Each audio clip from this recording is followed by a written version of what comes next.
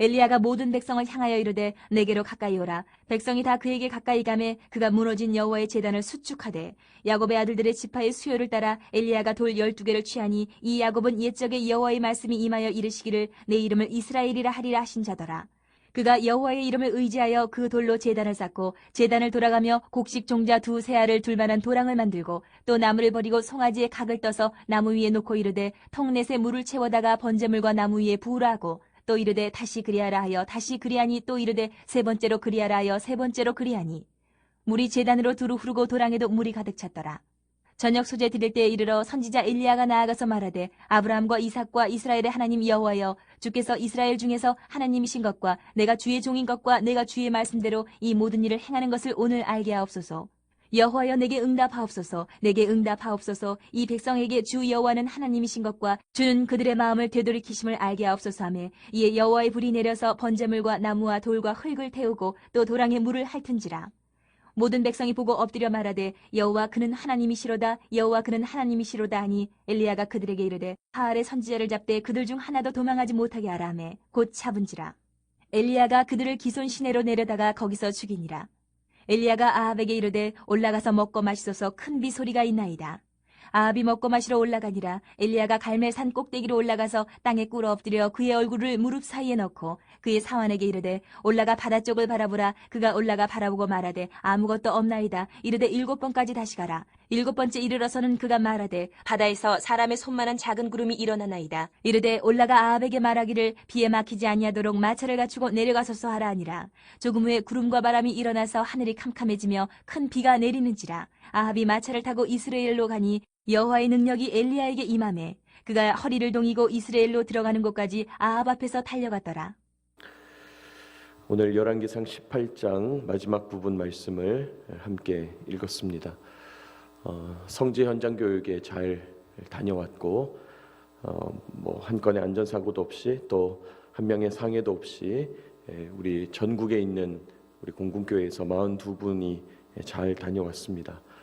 자세한 이야기는 기회가 되면 여러분과 나눌 수 있으면 좋겠습니다. 기도해 주셔서 너무 감사하고 또 우리 대구기지교회에서 이렇게 기도로 후원해 주셨다는 것을 늘 기억하게 되었습니다. 너무 감사합니다. 우리 열왕기상 18장 마지막 부분 말씀을 우리 함께 읽었습니다. 여러분, 우리가 지금 9월 초부터 열왕기상을 묵상하고 있죠. 지금까지 솔로몬 이야기를 쭉 살펴봤고 또 남북이 분열되는 이야기, 남북이 갈라지는 이야기들을 함께 살펴보았습니다. 그리고 이제 남유다, 북이스라엘의 여러 왕들의 이야기가 단편적으로 이어지다가 이제 17장에 이르러서 엘리야 이야기가 등장하는 것이죠. 여러분, 우리가 처음 열왕기상을 묵상할 때 열왕기의 구조를 함께 살펴본 적이 있는데 열왕기 상하가 한 권의 책이다 이렇게 볼 수 있다 그랬습니다. 머리 부분, 몸통 부분, 꼬리 부분 이렇게 나누어서 세 부분으로 나눠서 보면 쉽게 보인다 그랬죠. 방금 말씀드렸던 솔로몬 이야기, 남북이 갈라지는 이야기가 머리 부분에 해당되는 것이고 이제 몸통 부분이 바로 오늘 우리가 읽고 있는 이 아하방 이야기, 엘리야 이야기가 되는 것이죠. 그러니까 우리가 지난주부터 읽고 있는 이번 주 들어서 읽고 있는 이 몸통 부분 아하방 이야기와 엘리야의 이야기가 이번 이 열왕기 이야기에서 가장 핵심 부분 몸통 부분이라고 말할 수 있다는 거예요. 그리고 그 몸통 부분이 되는 아하방 이야기, 엘리야 이야기 중에서도 이제 어제와 오늘 이렇게 읽어가고 있는 이 갈멜산 사건, 흔히 갈멜산 능력 대결이라고 불리우는 이 사건이 열왕기 전체로 볼 때, 몸통 부분으로 볼 때 가장 최절정의 말씀이다 볼 수 있다는 것이죠. 여러분, 지금 하나님의 사람 엘리야 한 사람이 바알과 아세라 선지자 850명과 능력 대결을 펼치고 있는 거죠. 나무를 버려놓고 누가 참신인지 보자는 것입니다. 그래서 어제 읽었던 말씀 29절까지 1회전이 펼쳐지는 것이죠. 바알과 아세라 선지자들이 자기 신을 향해서 불을 내려달라고 하루 종일 애를 쓰고 몸부림을 치고 그렇게 했습니다. 아무런 응답이 없었다는 거죠. 그렇죠. 당연합니다. 인간 스스로 욕망을 위하여 만든 우상, 목상, 거짓신이니까요. 우상신이 응답할 수 있을 리가 만무한 거죠. 자, 그리고 이제 오늘 우리가 읽은 이 30절 이하 말씀인데 2회전이 시작됩니다. 한나절을 지나서 정오가 지나서 오후 늦게까지 그 거짓 선지자들이 몸부림을 쳤는데 이제 엘리야가 등장해서 내 차례다 하고 시작하는 것이죠. 여러분, 오늘 이 말씀을 묵상하면서 우리에게 주시는 하나님 은혜를 깨닫고 주님 주시는 마음 얻기를 원합니다. 첫째로 오늘 본문에서 하나님은요, 불가능을 가능으로 바꾸시는 전능하신 하나님이심을 나타내십니다. 우리 하나님은 불가능을 가능으로 바꾸시는 전능하신 하나님이시다. 여러분, 오늘 말씀 30절 보시면요, 엘리야가 모든 백성을 향하여 이르되 내게로 가까이 오라. 백성이 다 그에게 가까이 가매 그가 무너진 여호와의 제단을 수축하되, 이렇게 말합니다. 엘리야가 지금 가까이 와라 이렇게 말합니다. 여러분, 가까이 와라 무슨 말입니까? 똑똑히 보아라. 하나님의 능력이 이제 시작된다, 그렇게 말하는 거죠. 여호와의 제단을 수축한다, 성경은 말해요. 여러분이 여호와의 제단이라는 것이 뭡니까? 아합의 통치 기간 동안 무너져 내린, 아니 그 이전부터 서서히 무너져 내리다가 아합 왕 때의 말로 완전히 무너져 버린 이스라엘의 신앙을 의미하는 거죠. 여호와의 제단을 수축했다, 이 말은 이스라엘의 하나님을 향한 신앙을 다시 세우자, 그렇게 말하는 것이죠. 그리고 31절 눈으로 보시면 엘리야가 돌 12개를 취했다. 그러면서 여호와의 말씀이 임하여 이르시기를 내 이름을 이스라엘이라 하리라 하신 자다. 여러분, 지금 엘리야가 활동하고 있는 곳은 북이스라엘 지역이다. 남유다하고는 구분된다. 그런 얘기가 아니라, 그런 구분을 하지 않고 하나님과 언약을 맺었던 12지파 이스라엘, 하나님의 백성으로 부름받았던 그 이스라엘 12지파의 무너진 신앙을 다시 세우시겠다, 하나님의 뜻을 나타냅니다. 자, 그리고 32절 제단을 쌓기는 쌓는데 그 제단 옆으로 도랑을 만들었다. 땅을 파서 홈을 내었다는 것이죠. 왜 그렇게 했냐? 나무를 버려놓고 재물을 올려놓고 물을 부었다는 것이에요. 33절 통 넷에 물을 채워다가 번제물과 나무 위에 부으라. 그렇게 하기를 몇 번 했냐? 34절 3번이나 반복하더라는 거예요. 그러니까 여러분, 통 넷을 붓기를 3번이나 반복했으니까 총 12통이나 가져와서 물을 붓고 한 것이죠. 얼마나 많은 물을 부었는지 35절에 보니까 도랑에 물이 가득 찼다. 물이 찰랑찰랑했다.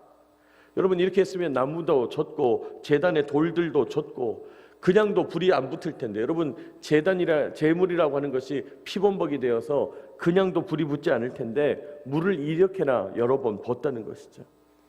여러분, 엘리야가 왜 이렇게 물을 많이 부었을까요? 앞으로 일어난 일들이 하나님의 하신 일이다, 그걸 여실하게 드러내기 위함이에요. 요행 아니라는 겁니다. 내 능력 아니다, 속임수 아니다, 마술 아니다. 자, 봐라, 이렇게까지 물이 흥건하고 찰랑찰랑한데 여기에 불이 붙는다면 이건 사람이 한 것이 아니라 하나님이 하신 거 아니냐, 그걸 드러내는 것이죠. 자, 36절 엘리야가 하나님께 기도합니다. 우리 36절 같이 한번 읽어볼까요? 시작. 저녁 소제 드릴 때에 이르러 선지자 엘리야가 나아가서 말하되 아브라함과 이삭과 이스라엘 하나님 여호와여, 내가 주의 종인 것과 내가 주의 말씀대로 이 모든 일을 행하는 것을 오늘 알게 하옵소서. 주님, 하나님이 왕 되신 것과 하나님의 백성이라는 것, 하나님이 참 신이라는 것, 이 모든 일이 하나님께로부터 시작됐다는 것 알게 하옵소서, 깨닫게 하옵소서. 엘리야가 막 기도하는 거죠. 37절 여호와여 내게 응답하소서, 내게 응답하옵소서. 이 백성에게 주 여호와는 하나님이신 것과 주는 그들의 마음을 되돌이키심을 알게 하옵소서. 하나님이 왕 되신 것, 하나님 되신 것 알게 해주십시오. 막 기도하는 거예요. 응답하옵소서, 응답하옵소서. 자, 놀라운 일이 일어납니다. 38절 이에 여호와의 불이 내려서 번제물과 나무와 돌과 흙을 태우고 또 도랑에 물을 핥은지라. 그렇게 흥건하게 물이 차 있었는데 하늘로부터 불이 내려와서 모든 것이 다 타서 없어졌다. 여러분, 얼마나 심하게 불이 내려왔는지 핥았다, 이렇게 말합니다. 핥았다. 여러분, 물이 이렇게 흥건한데 강력한 불을 막 쬐버리면 순식간에 수증기가 돼버리잖아요. 핥았다는 거예요. 그런 식으로 그냥 아무런 흔적도 없이 다 태워버렸다. 39절 모든 백성이 보고 엎드려 말하되 여호와 그는 하나님이시로다. 여호와 그는 하나님이시로다. 모든 백성들이 보았다. 그렇게 말합니다. 여러분, 우리 하나님은 불가능을 가능으로 바꾸시는 하나님이다. 오늘 이스라엘 백성들이 고백하고 있습니다. 여호와 그는 하나님이시로다. 하나님은 불가능을 가능으로 바꾸십니다. 그렇게 말하는 것이죠. 여러분, 이미 하나님께서 태초에 천지를 창조하실 때 무에서 유를 창조하셨다. 우리 그런 얘기를 하죠. 무, 아무것도 없는 것에서, 아무것도 없는 혼돈 상태에서 질서로 안정된 만물과 우주를 창조하신 거죠. 시간과 공간을 창조하신 겁니다. 하나님이 온 우주 만물을 지으셨다. 공간, 하나님이 빛을 만드심으로 시간을 만드셨다. 시간 기준을 만드신 거예요. 여러분, 하나님이 온 우주 만물과 세계 역사의 주인이심을 선포한 것입니다. 그 창조 사건이고 뿐만 아니라 끊임없이 하나님께서 드러내신다는 거예요. 여러분, 우리가 하나님을 믿는 신앙을 가지고 나아갈 때요, 절대로 놓쳐서는 안 될 것이 있다면 하나님의 전능하심, 하나님의 광대하심이에요. 하나님을 자꾸 나 한 사람의 수호신, 나 한 사람을 도와주는 서비스신 정도로 여기면 안 된다는 거죠. 여러분, 우리가 신앙생활을 할 때요, 너무 나 자신에게 초점을 맞추게 되면 하나님의 전능하심을 자꾸 망각하게 돼요. 내가 하나님 쪽으로 향해서 나아가서 더 광대해져야 되는데 하나님을 자꾸 나에게 맞추어서 축소시킨다는 거죠. 여러분, 그런 말씀 드렸잖아요. 하나님은 태평양보다 크시다. 아니, 태평양보다 크겠어요? 지구보다 크시고 태양계보다 크시고 그 태양계가 들어가 있는 은하계보다 크시고 이 어마어마한 은하계가 2000조개가 넘는다고 그러는데 그 우주보다 크신 하나님. 여러분, 그러므로 크신 하나님께서 내 삶을 이끄시고 크신 하나님께서 내 삶을 만지신다는 사실을 기억해야 합니다. 의식해야 합니다. 늘 깨어 있어야 합니다. 우주보다 크신 하나님, 우주를 관통하시고 우주보다 광대하신 하나님, 하나님은 그렇게 크시다는 거예요. 근데 그 하나님이 크시다는 것이 자꾸 플러스만 무한대 큰 것으로만 갈 뿐은 아니라 내 몸의 어떤 세포, 분자, 원자, 중성자, 양성자 이런 것보다 더 세밀하시고 무한하신 하나님, 플러스로도 무한대시고 마이너스로도 무한대이신 그 하나님을 의식해야 된다는 거예요. 여러분, 하나님이 전능하시다는 것은 단순히 힘이 세다, 능력이 많다, 내가 원하는 거 다 이루신다, 마음에 드시면 능치 못할 일이 없으시다, 여러분, 이 정도 수준이 아니다는 거예요. 하나님이 전능하시다는 것은 내 모든 생각과 의식과 지식과 인식을 뛰어넘으신다, 초월적이시다. 여러분, 그런 고백으로 하나님께 나가야 된다는 거예요. 여러분, 이런 전능하신 하나님을 고백하는 저와 여러분 되시기를 축복합니다. 여러분, 하나님이 기뻐하시는 고백이 뭔가? 주님, 저는 연약합니다. 주님은 광대하신데 저는 연약합니다. 주님은 창조주신데 저는 피조물입니다. 저는 주님 앞에서 아무것도 아닙니다. 그래서 저는 주님을 믿습니다. 의지합니다. 주님, 저에게는 주님이 필요합니다. 주님 도우시지 않으면 저는 아무것도 아닙니다. 이런 고백을 하나님 기뻐하신다는 거예요. 여러분, 오늘 이 아침 이런 고백을 드리면서 하나님의 전능하심, 하나님의 초월하심을 고백하는 저와 여러분 되시기를 축복합니다. 또 여러분 삶에 하나님의 전능하심이 나타나게 되시기를 축복합니다. 두 번째로 오늘 본문 속에서 하나님은요, 자신이 생명의 주인이심을 선포하십니다. 하나님께서 생명의 주인이시다는 것을 선포하신다는 거예요. 여러분, 40절 보시면 엘리야가 하나님의 권능에 힘입어서 바알 선지자들을 다 잡아 죽입니다. 엄청난 사륙이 벌어지는 것이죠. 850명이나 되는 우상 선지자들을 기손 시내가에서 다 잡아 죽였다는 거예요. 엄청난 심판이 일어나요. 그리고 나서 이때 아합 왕에게 선포하는 거죠. 비가 올 것입니다. 41절 보시면 큰 빗소리가 있나이다. 자신 있게 선포하는 거예요. 이제 비가 올 거다. 그리고 엘리야가 갈멜산 꼭대기에 올라가서 기도했다. 그래서 42절, 43절, 44절 이게 쭉 보시면 꼭대기에서 사환을 보내가지고 바다 쪽을 바라봐라, 구름이 일어났는지 봐라, 이렇게 확인하다가 44절 손바닥만한 구름이 일어났다, 45절 큰 비가 내렸다, 그렇게 말씀하고 있습니다. 여러분, 여기서 큰 비가 내린다는 것은 엘리야가 기도했더니 비가 오네 이런 정도가 아니죠. 지금 하나님께서 아합이 다스리시는 이 이스라엘을 심판하시면서 지금 3년 동안이나 비가 오지 않고 있는 거죠. 큰 흉년이 들었건 거죠. 앞에서 나왔던 그 사르밧 여인, 너무나 흉년이 들어서 이제 먹을 것이 없게 되는 그 이야기도 보았을 겁니다. 여러분, 비를 그치게 하시는 하나님께서 비를 다시 오게 하시는 것이죠. 3년이나 비가 오지 않는 큰 흉년이 들었는데 이제 비가 다시 오게 된다는 거예요.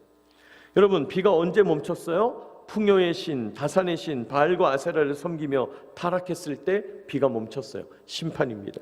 비가 언제 다시 옵니까? 하나님의 권능으로 바알과 아세라 선지자들을 심판했을 때 비가 다시 오는 거예요. 하나님의 능력입니다. 여러분이 비라고 하는 것은 고대 근동에서 생명수 같은 존재죠.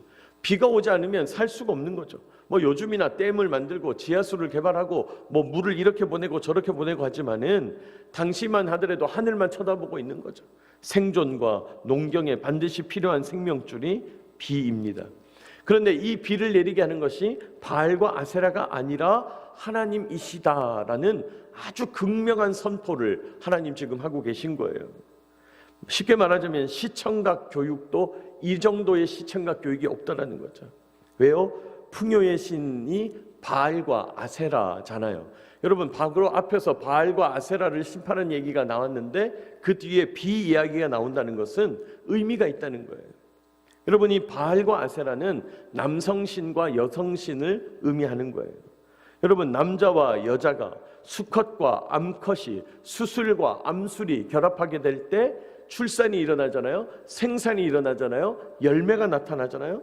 자, 그런 자연 만물을 보고 인간들이 생각하는 거죠. 아, 남성신과 여성신을 모셔놓고 제물을 드리고 결합을 하면, 축제를 벌이면, 난잡한 제사를 올려드리면 비가 오겠구나, 풍요를 기원할 수 있겠구나, 다산이구나, 이렇게 생각하는 거예요.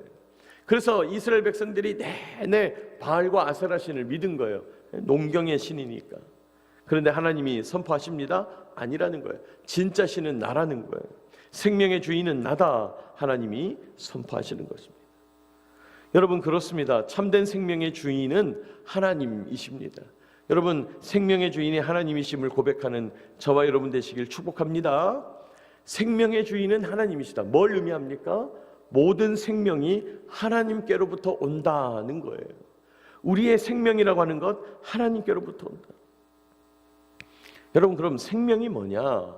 오늘 하루 숨 쉬고 목숨을 연장하고 배고픈데 밥 먹어서 배부르고 지금 돈이 필요한데 월급 들어왔고 뭐 수입이 들어왔고 그래서 내 수입이 많아졌다 적어졌다 많다 적다. 여러분, 이건 생명이 아니다 그랬죠? 어떤 분이 옛날에 저한테 목사님 생명의 하나님이라 그러면서 왜 나를 안 도와주냐고. 여러분, 죄송한데 그건 생명이 아니에요. 구분할 수 있어야 돼요. 그건 생존이죠. 생존하는 것과 생명을 갖는 것은 다른 거예요. 생명은 뭐예요? 생명의 근원 되시는 하나님과 연결되는 거예요. 그게 생명이에요. 여러분, 우리 뭐 요즘은 잘 안 쓰겠지만 집에 전화기가 있다. 집에 전화기가 크다, 아름답다, 멋있다, 다이얼식이다, 버튼식이다, 금으로 둘렀다, 아니다. 그건 상관없다는 거예요. 여러분, 전화기는 딱 들었을 때 띠 하고 연결음이 나야 되는 거예요. 연결음이 나야 되는 거예요. 그래야 전화기 역할을 하는 거예요. 생명도 마찬가지라는 거예요. 생명의 근원 되시는 하나님과 연결되어 있는 것 자체가 생명이에요. 여러분, 오늘도 생명 근원 되시는 하나님과 연결되어 살아가는 저와 여러분 되시기를 축복합니다. 참된 생명이 뭐냐? 연결되는 거라는 거예요. 연결되라는 거예요. 여러분, 오늘 하나님은 전능하신 하나님이심을 선포하십니다. 생명의 주인이심을 극명하게 보여주세요. 너무나 드라마틱하게 보여주신 거죠. 놀라운 승리죠. 오늘 짧은 시간이라 뭐 다 이야기를 못하지만은 여러분이 이 18장 이 부분, 갈멜산의 능력 대결 부분 깊이 묵상하시기 바랍니다. 놀라운 승리입니다. 놀라운 승리예요. 하나님의 광대하심과 세밀하심을 이 우주는 플러스로도 무한대고 우리 몸속으로 들어가서 마이너스로도 무한대임을 인정해야 합니다. 고백하고 생각하고 기억하고 의식하면서 살아가는 저와 여러분 되시기를 축복합니다. 하나님은 전능하시다는 거예요. 또 생명의 근원 되시는 하나님과 연결되는 것 자체가 우리에게 참된 생명이다. 영생이 된다 그랬어요. 여러분, 우리가 성경에서 말하는 영생 딴 게 아니에요. 단순히 길게 사는 게 아니고 진짜 생명, 참 생명, 진짜 백이 삶을 말하는 거예요. 생명과 생존을 구분할 수 있어야 합니다. 여러분, 우리는 생존을 구하는 것이 아니라 생명 되시는 주님과 연결을 구하는 거예요. 연결되면 사는 거예요. 단순히 먹고 사는 문제가 핵심이 아니고 우리 주님과 연결되어야 된다. 이런 생명으로 나아가는 저와 여러분 되시기를 축복합니다.